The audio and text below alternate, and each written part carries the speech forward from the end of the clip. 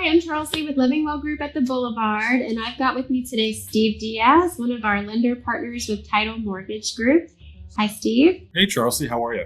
Hi, I'm good. Well, I brought you on here because I want some help answering our clients' most burning question of 2026, which is how do we buy and sell at the same time? So this is a scenario that we're facing a lot, whether it's people that bought maybe during the crazy housing market in 2021 and they're realizing, they kind of rushed in too fast. This might not be the house for them.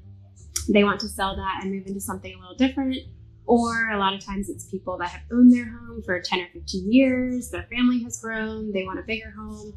Or people that are downsizing. So this is a scenario that is very, very common today. And I wanted to bring our lender partner on to just kind of go over what are some lending options for people to be able to actually buy their new home before they sell their current one. Yeah, awesome. Well, thank you for having me. And this is something that I'm seeing on my side too. And, it's a great question and there's not a one size fits all answer to this. But what does come to mind are two really great options. And I could kind of go over both of those. The first one would be a home equity line of credit. This is a great tool for somebody that can acquire some equity out of their property and have it sitting there waiting until they find that next dream home that they want to go and purchase. A home equity line of credit does not require a payment until you start utilizing the line itself. So you can get it prepared so that way when you do find that home, you're now in a position to make an offer quickly without any kind of contingency.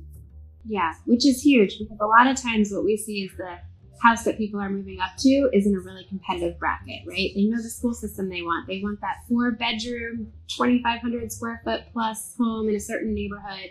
There's going to be a lot of competition usually for those houses. So it's really helpful to open up an avenue for them to be able to make an offer without the home being contingent. Exactly. It puts them in a position to be able to make that offer quickly. And also the home equity line of credit has really low closing costs compared to a traditional loan.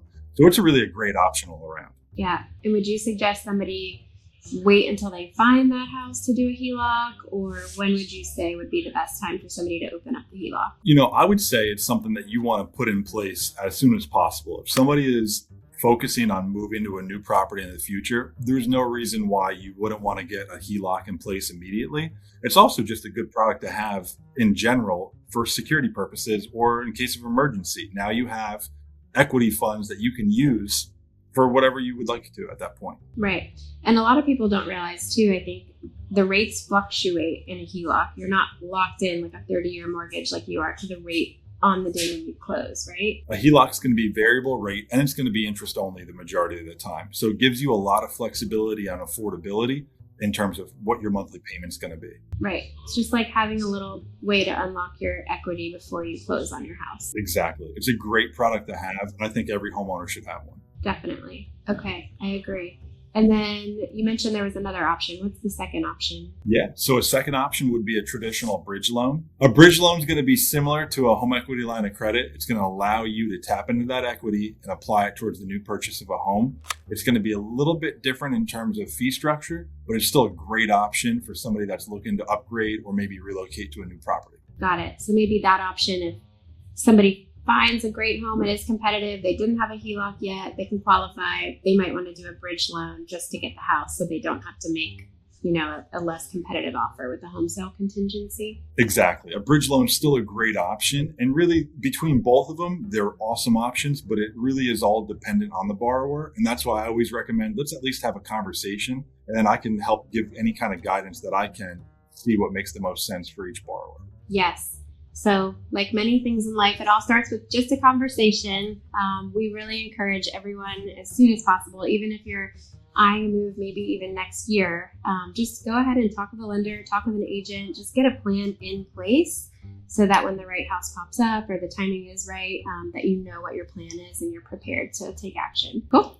Well, thank Absolutely. you. Thank you for having me. Yeah, you're so welcome. Thanks for coming on, and stick around for part 2.